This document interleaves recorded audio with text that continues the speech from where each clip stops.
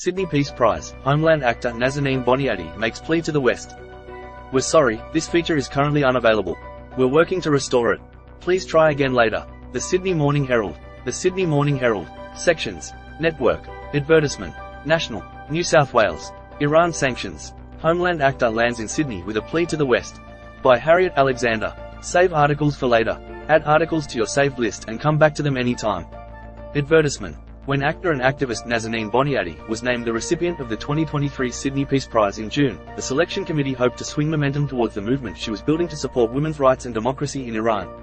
But then, to paraphrase a character from the television series, Homeland, in which Boniadi played a CIA agent who was ultimately killed by terrorists, the world changed right under her nose. Nazanin Boniadi will be awarded the 2023 Sydney Peace Prize at the Town Hall on Friday. Credit, Dion Georgopoulos. Hamas attacked Israel, and nobody was talking anymore about women, life, freedom, the battle cry of the pro-democracy movement in Iran. Who were the aggressors in the Gaza conflict? Who were the victims? People began to argue. It's a huge risk, Boniadi said of the threat to global order, on the eve of accepting her prize at Sydney's Town Hall. It seemed to her that the destabilization played into the hands of the Islamic Republic regime in Iran. What we can't turn a blind eye to is that the vast majority of Hamas funding comes from the Islamic Republic, as well as their training. And they fund Hezbollah as their proxies. If you look closely at the timing of this attack, it completely jeopardized Saudi-Israel normalization, and it completely diverted the world's attention away from the Islamic Republic's domestic oppression of its own people. Iran has denied pre-knowledge of the Hamas attack, but praised those who instigated it and blamed the United States for its policies in the Middle East. Boniadi is particularly concerned by the way Islamic Republic officials have appealed to progressives in the Western world by framing the attack as Palestinian resistance. I felt this immense sense of responsibility to use my freedoms to defend and protect the Iranian people, says Boniadi. Credit, Dion Georgopoulos.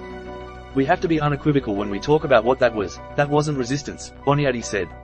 And what it unfortunately does is conflate Palestinians suffering and their rightful plight, wanting peace and justice and equality and a safe place to live, with this idea of resistance that is essentially terrorism.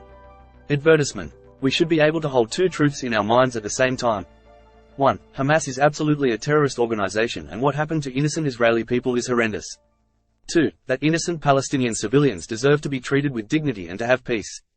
Boniadi with Foreign Minister Penny Wong. Boniadi has not lived in Iran since she was a newborn. Her parents fled to London when the revolutionary authorities took over the country in 1979 and summoned her dissident father. But she has felt the tug of it all her life. As a 5-year-old, she used to cry as she watched its destruction on the news. I grew up in a country where there's no child labor, no child marriage, and I had all my rights intact, she said. I felt this immense sense of responsibility to use my freedoms to defend and protect the Iranian people and amplify their voices in this fight for freedom. Boniadi studied medicine but instead became an actor, playing the title character's wife in the 2016 remake of Ben-Hur, a healer in Lord of the Rings, a wealthy guest in Hotel Mumbai and a CIA agent in Homeland.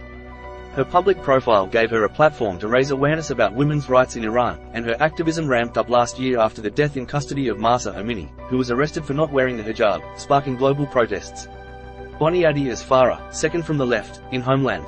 She has held meetings with officials at Capitol Hill and US Vice President Kamala Harris, and addressed the Australian, Canadian and British parliaments, the German Bundestag and the United Nations.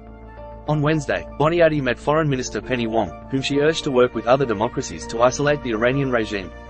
She wants Australia to list the Islamic Revolutionary Guard Corps as a terrorist organization and revoke visas to regime officials and their dependents. The Iranian Communications Minister Asa Zarepor, who is responsible for the internet crackdown that has allowed the regime to kill in the dark, attained his PhD at UNSW and had 2 children in Australia before he took his skills back to Iran in 2016. The European Union and US have sanctioned him, but Australia has not. Autocracies such as the Islamic Republic, Russia and China were well coordinated, she said. But democracies have not been similarly united towards their common goal of freedom, justice and equality. I do see a free, secular, democratic Iran in my lifetime, Boniadi said.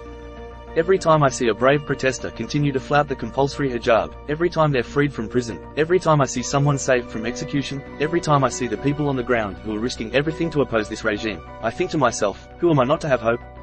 Because they do. Start the day with a summary of the day's most important and interesting stories, analysis and insights. Sign up for our morning edition newsletter. Iran sanctions. For subscribers. University of Sydney. City of Sydney. Sydney, Israel. Most viewed in national. From our partners. Advertisement. The Sydney Morning Herald. Twitter. Facebook. Instagram. RSS. Copyright 2023.